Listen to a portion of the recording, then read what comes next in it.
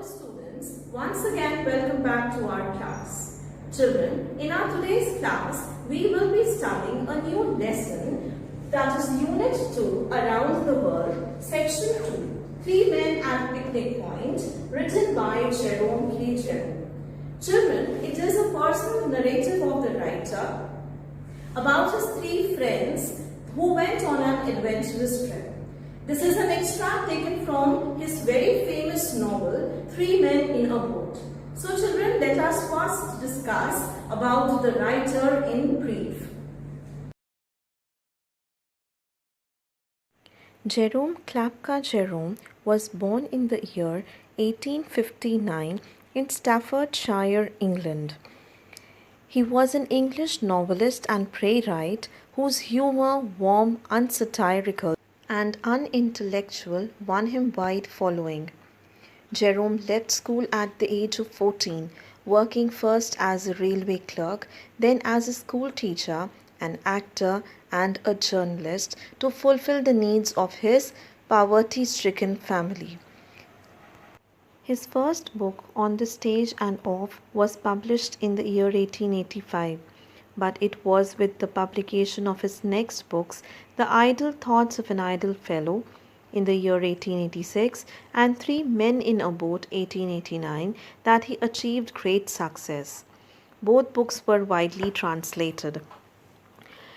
The Three Men in a Boat is an amusing account of a boat trip with two friends down the River Thames. In its first 20 years alone, the book sold over 1 million copies worldwide. It has been adapted to films, TV and radio shows, stage plays, and even a musical. He wrote a number of plays, essays, and novels, but was never able to recapture the success of Three Men in a Boat. In 1926, Jerome published his autobiography, My Life in Times. Jerome served in the French army as an ambulance driver during the First World War. Children, now let us discuss the theme of the story. The writer, Jerome, along with his two friends, Harris and George, also his pet dog Montmorency, decided to take a trip of the world in a boat. This chapter will deal with their experiences and adventures which they had in the course of their journey. So children, let's get started.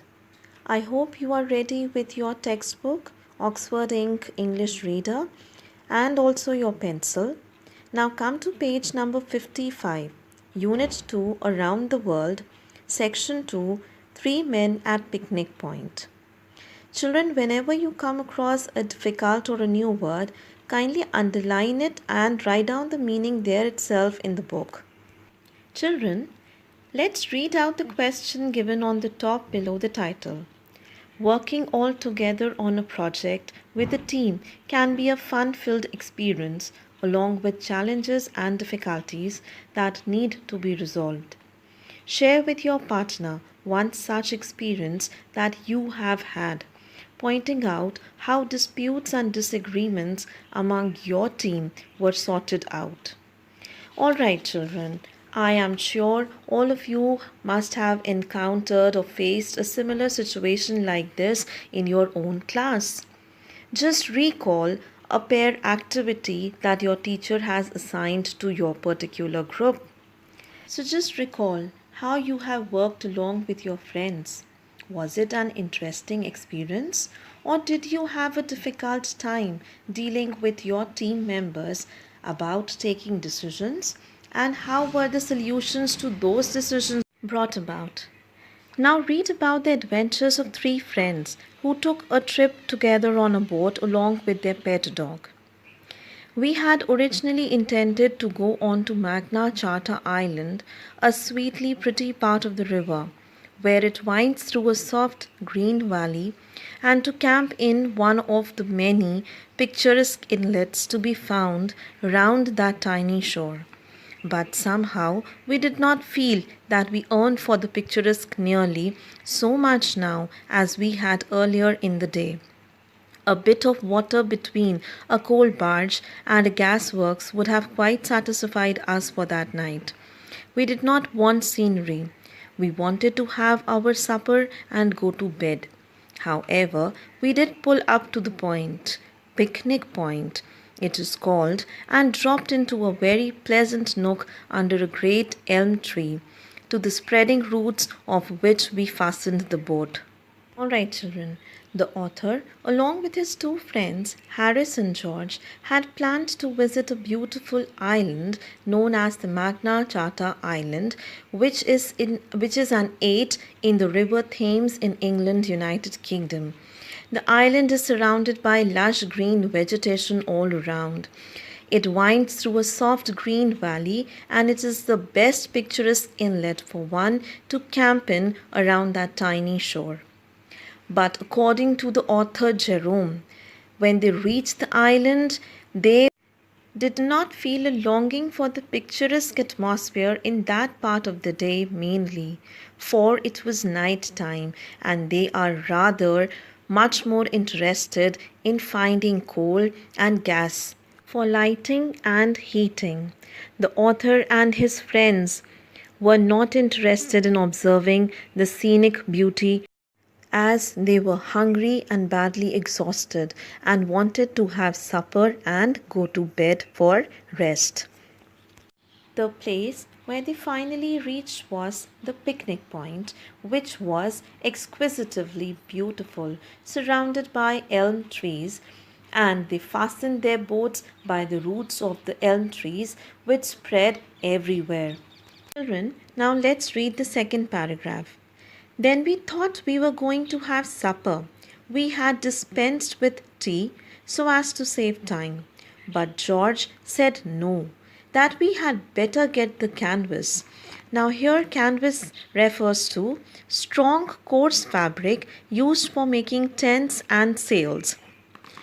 Canvas up first before it got quite dark, and while we could see what we were doing. Then he said, all our work would be done and we could sit down to eat with an easy mind. The author thought they would now have supper, but George, a friend of the author, wishes to put up a tent before dark so that it is light enough to see what they are doing, after which they would sit with an easy mind and have supper. Children, now see the third paragraph. That canvas wanted more putting up than I think any of us had bargained for. It looked so simple in the abstract. You took 5 iron arcs like gigantic crochet hoops and fitted them up over the boat, and then stretched the canvas over them and fastened it down. It would take quite 10 minutes, we thought. That was an underestimate. Children, according to the author, putting up of a canvas was not a simple task at all, as thought of earlier, as it required 5 iron arcs, like huge semicircular bands, which they fit over the boat. It takes them around 10 minutes to finish the task, which was an understatement. They faced lots of difficulties. Come to the last paragraph on page number 55. We took up the hoops and began to drop them into the sockets placed for them. You would not imagine this to be dangerous work, but looking back now, the wonder to me is that any of us are alive to tell the tale. They were not hoops, they were demons. First, they would not fit into their sockets at all, and we had to jump on them and kick them and hammer at them with the boat hook. And when they were in, it turned out that they were the wrong hoops for those particular sockets, and they had to come out again. The author and his friends faced lots of difficulties with the hoops to fit them into their sockets, as the hoops were particularly ill-fitted ones. The two of them struggled for some time. Children, now come to page number 56 of your book. But they would not come out until 2 of us had gone and struggled with them for 5 minutes, when they would jump up suddenly and try and throw us into the water and drown us. They had hinges in the middle, and when we were not looking, They nipped us with these hinges in delicate parts of the body. And while we were wrestling with one side of the hoop and endeavoring to persuade it to do its duty, the other side would come behind us in a cowardly manner and hit us over the head. We got them fixed at last, and then all that was to be done was to arrange the covering over them. George unrolled it and fastened one end over the nose of the boat. Harris stood in the middle to take it from George and roll it on to me, and I kept by the stern to receive it. It was a long time coming down to me. George did his part all right, but it was new work to Harris, and he bungled it. How he managed it, I do not know. He could not explain himself, but by some mysterious process or other he succeeded. After 10 minutes of superhuman effort in getting himself completely rolled up in it, he was so firmly wrapped round and tucked in and folded over that he could not get out. Children, they were practically wrestling with the side hooks to get them fitted on the boat. Finally, after 10 minutes, they got them fixed, and last thing to do was to arrange the covering over them. Finally, they managed to fasten the canvas over the boat with superhuman effort. It was finally firmly wrapped round, tucked in, and folded over so that it could not come out. Now come to page number 57 of your book. He, of course, made frantic struggles for freedom, the birthright of every Englishman, and in doing so, I learned this afterwards, knocked over George, and then George, swearing at Harris, began to struggle too, and got himself entangled and rolled up. I knew nothing about all this at the time. I did not understand the business at all myself. I had been told to stand where I was and wait till the canvas came to me. And Montmorency and I stood there and waited, both as good as gold. We could see the canvas being violently jerked and tossed about pretty considerably, but we supposed this was part of the method and did not interfere. We also heard much smothered language coming from underneath it, and we guessed that they were finding the job rather troublesome and concluded that we would wait until things had got a little simpler before we joined in. We waited some time, but matters seemed to get only more and more involved until at last George's head came wriggling out over the side of the boat and spoke up. It said, "Give us a hand here, can't you? You cuckoo, standing there like a stuffed mummy. When you see we are both being suffocated, you dummy." The author Jerome and his dog Montmorency stood there and kept watching as the canvas violently jerked and tossed about pretty considerably. Children, see a question given there. Has a friend ever been upset with you for not helping him or her? What was the situation? How did you react? Children, do write your answers and we will discuss it afterwards in our class. Here we can see that George was very angry by looking at the author, that he is just standing there on one side watching the entire thing and he and the dog was not helping them. I never could withstand an appeal for help, so I went and undid them. Not before it was time either, for Harris was nearly black in the face. It took us half an hour's hard labor after that before it was properly up, and then we cleared the decks and got out supper. We put the kettle on to boil, up in the nose of the boat, and went down to the stern and pretended to take no notice of it, but set to work to get the other things out. That is the only way to get a kettle to boil up the river. If it sees that you are waiting to it and are anxious, it will never even sing. You have to go away and begin your meal as if you were not going to have any tea at all. You must not even look round at it. Then you will soon hear it sputtering away, mad to be made into tea.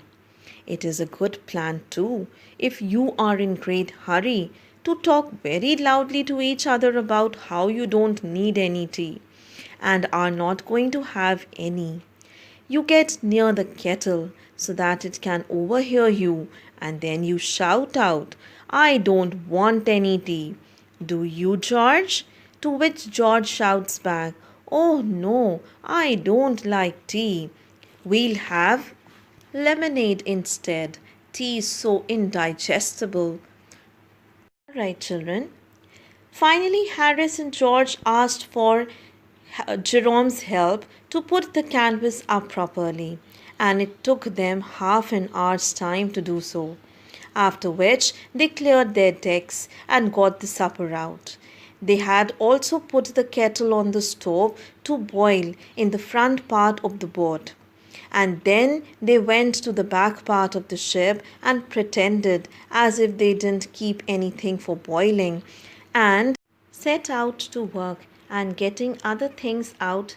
That is the only way to make the tea in our river, as if you are not going to have tea at all. Then only you will hear the sputtering sound that the tea is ready.